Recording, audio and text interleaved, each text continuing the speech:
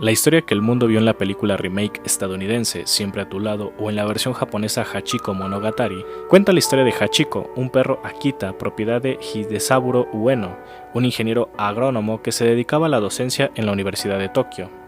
Si bien la historia es famosa, como resumen podríamos decir que el profesor adoptó al cachorro nombrándolo como Hachiko debido a que sus patas delanteras tenían una desviación que hacía que se pareciera al kanji del número 8 y el sufijo ko es una referencia a un cargo de señorío, por lo que su traducción literal al español sería señor 8.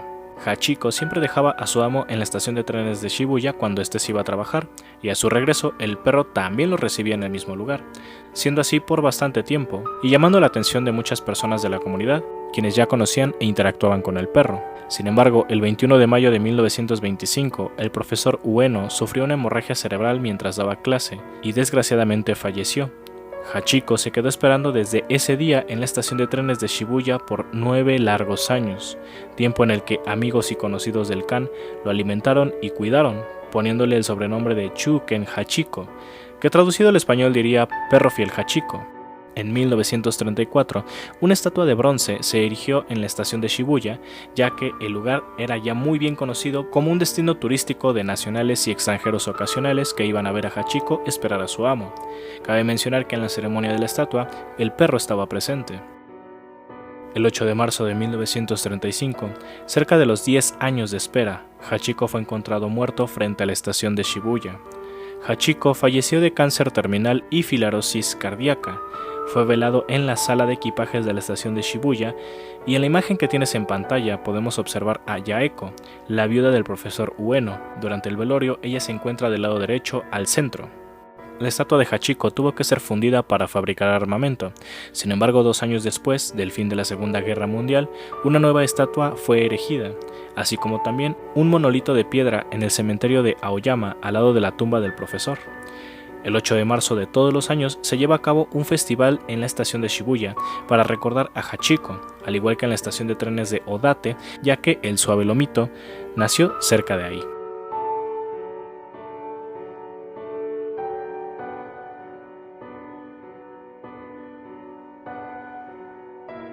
Hafu es un término derivado de la palabra inglesa half, que significa mitad. El término se utiliza para identificar a hijos producto de un matrimonio entre un japonés y un extranjero. La importancia de este tema radica en que Japón es un país que casi siempre ha sido muy cerrado y poco incluyente con los extranjeros, siendo de hecho que la palabra se usa como término despectivo para indicar que un niño es impuro. Actualmente se utiliza la palabra konketsuji, que es un término más amable que significa hijo de sangre mixta.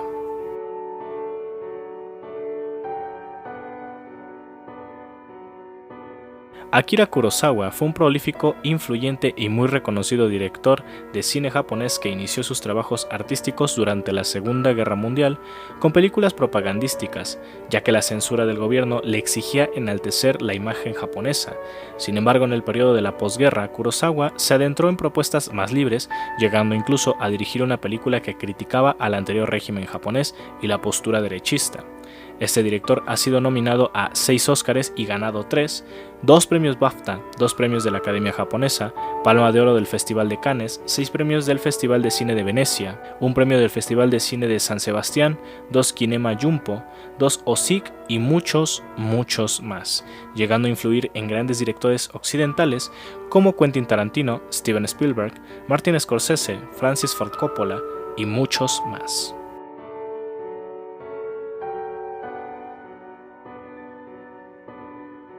Mariya Takeuchi es una cantante y compositora japonesa que es referente en el género del J-pop y City Pop, que posteriormente se extendió a Occidente, siendo su canción más conocida Plastic Love, con la que catapultó su carrera llegando a vender millones de discos por todo el mundo.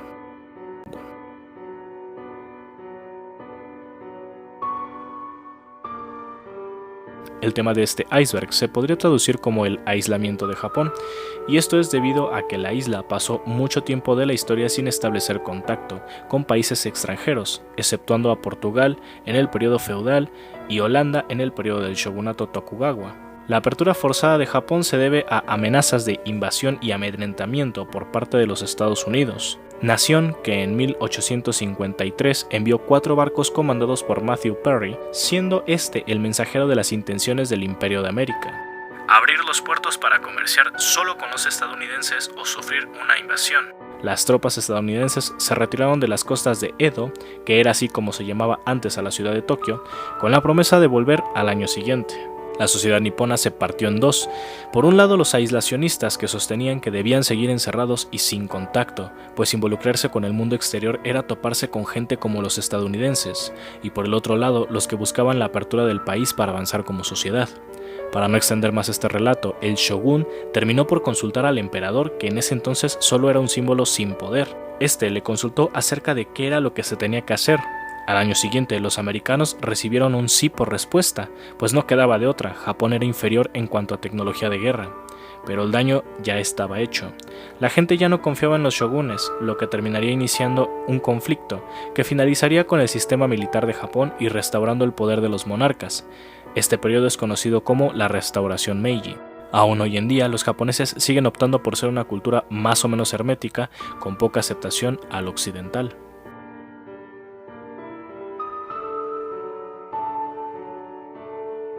Debido a que esto ya se explicó en el caso de los samuráis, saltemos al siguiente caso.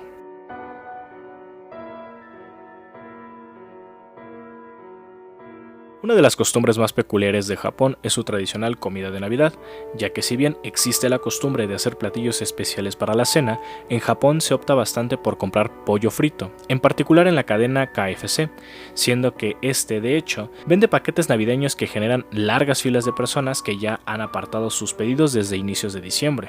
La historia de cómo esto se hizo costumbre nos remonta nuevamente al Japón de la posguerra, cuando después de una década de austeridad y recortes de dinero para no caer en la desgracia, Japón empezaba a despegar como potencia, por lo que la sociedad nipona podía empezar a ser consumista y dedicarse a ciertos lujos. Fue entonces que entre 1960 y 1970, grandes cadenas estadounidenses empezaron a proliferar en Japón, siendo una de ellas KFC.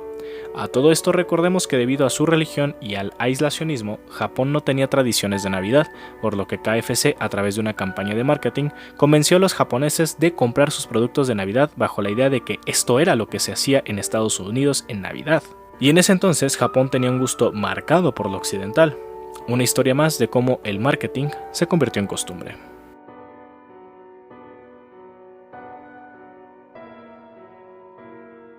Se le llama Itasha a un auto cuyos decorados, casi siempre de anime, despiertan una sensación de vergüenza ajena, ya que la palabra se podría traducir como vehículo doloroso o doloroso de ver, aunque también se usa para referirse a carro con calcomanías deportivas o de mal gusto. Las motos y bicicletas también tienen su nombre, ya que estas son Itansha e Itachari, respectivamente.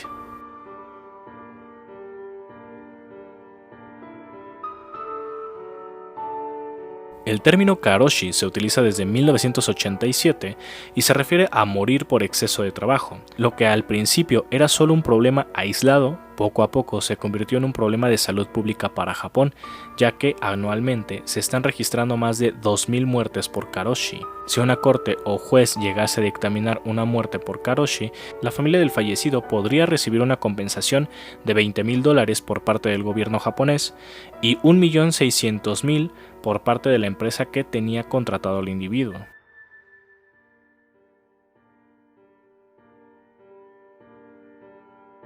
El periodo Edo, también llamado Shogunato Tokugawa o el periodo de la paz ininterrumpida, fue un periodo de la historia de Japón que empezó cuando Ieyasu Tokugawa, el noble de la familia Tokugawa, se enfrentó a otros feudales, o mejor llamados daimyos, por ciertos territorios, siendo este el vencedor e iniciando la figura del shogun, que sería como un dictador militar que supera al emperador. Se le llama periodo Edo, pues en ese tiempo, que duró 2 siglos, empezando en 1603, la actual capital, Tokio, donde se asentó Ieyasu, era llamada Edo. El periodo Edo finaliza cuando, después de las amenazas estadounidenses que provocaron una revolución civil, el país terminó por empoderar a la familia real del emperador, iniciando la Restauración Meiji.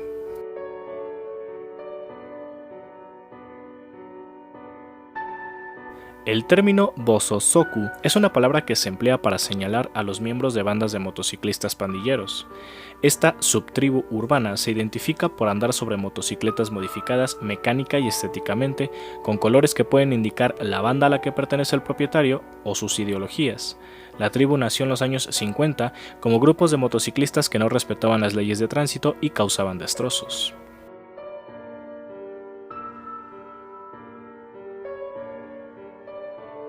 Si bien los comerciales en Japón son una cosa extraña, los reality shows no se quedan atrás, pues abordan dinámicas bastante peculiares, como la de adivinar quién está detrás de un trasero en la pared, pruebas físicas, torturas o humillación. Los programas son bastante diversos, pero el ser entretenidos creo que dependerá de cada persona.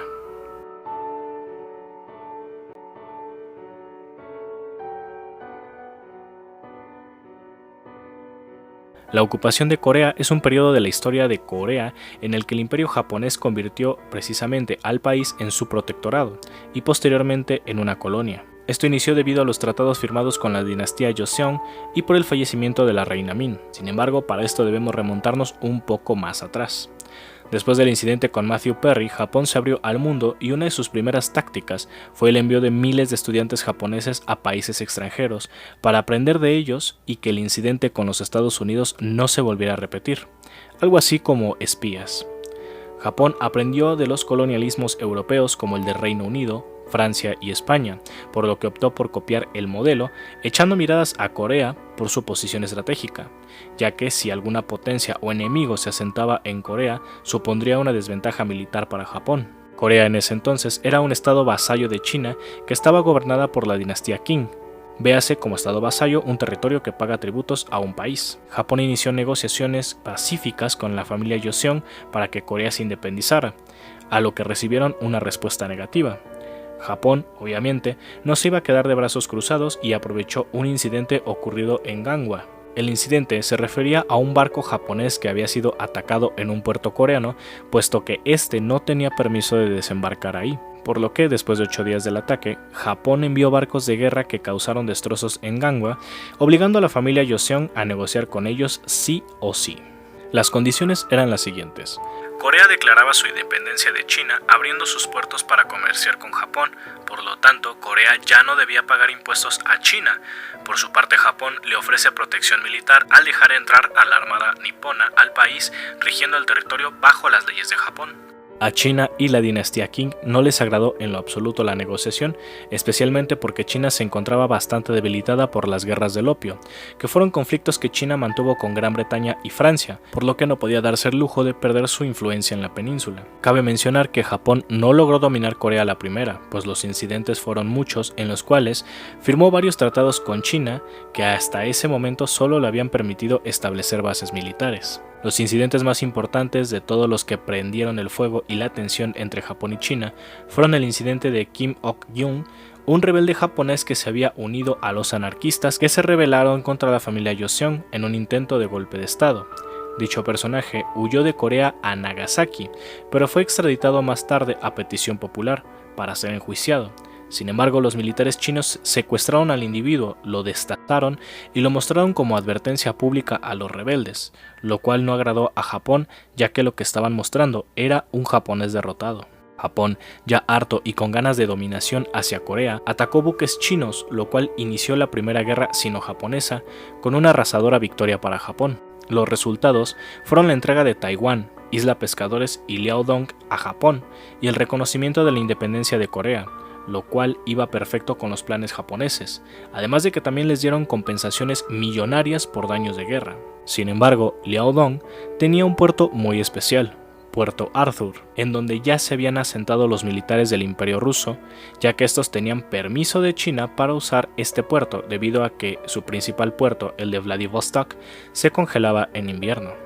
A pesar de que Corea ya era independiente, aún tenía una alta influencia rusa, lo cual llevó a una serie de descontentos de Japón con Rusia, que ya se encontraba invadiendo Manchuria y siendo una potencial amenaza para Japón, lo que terminaría generando la guerra ruso-japonesa con victoria para Japón, lo cual terminó por ser una de las razones de la Revolución Rusa, pues el gobierno zarista se permitió una guerra en condiciones corruptas e infrahumanas para su población. Por su parte, Japón obtuvo de vuelta Liaodong e infraestructura ferrocarrilera rusa que ya se encontraba en Manchuria, aunque ambos países debían regresar el dominio de Manchuria a China según el convenio realizado en Portsmouth, en Estados Unidos, convenio mediado por Theodore Roosevelt, quien ganó el Nobel de la Paz por esta acción.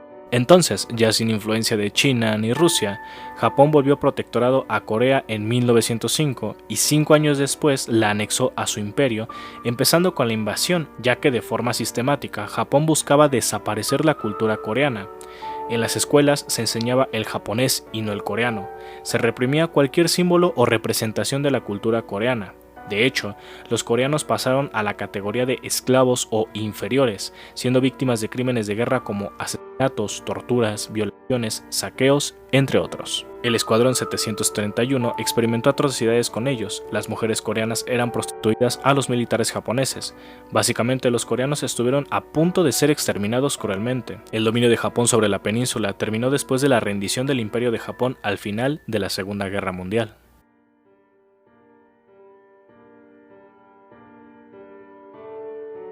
Katsudo Shashin es un fragmento de animación de la primera década de los años 1900 que muestra a un hombre haciendo un saludo con un sombrero. Lo que llama la atención de esto es que para animarlo no se utilizaron técnicas tradicionales, además de que podría decirse que este es tal vez el primer acercamiento a la animación japonesa, de la que se tiene registro. Básicamente el abuelito del anime, por así decirlo.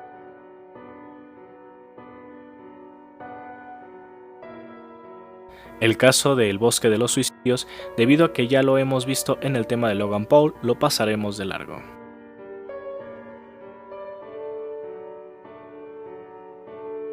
El ohaguro era una técnica de ennegrecimiento de los dientes que, dependiendo de quién la usara, el significado era distinto. Los samuráis, por ejemplo, lo usaban como una muestra de lealtad, al igual que las mujeres casadas, y los varones a veces lo usaban debido a que, según el tabú, los dientes son la única parte visible del esqueleto, lo cual era una consideración de muerte. En algunas regiones de Japón se usaban algunas sustancias para ennegrecer los dientes con la finalidad de protegerlos, además de que eran un signo de belleza. Esta costumbre comenzó a caer en desuso durante el periodo de la restauración Meiji y la apertura a Occidente.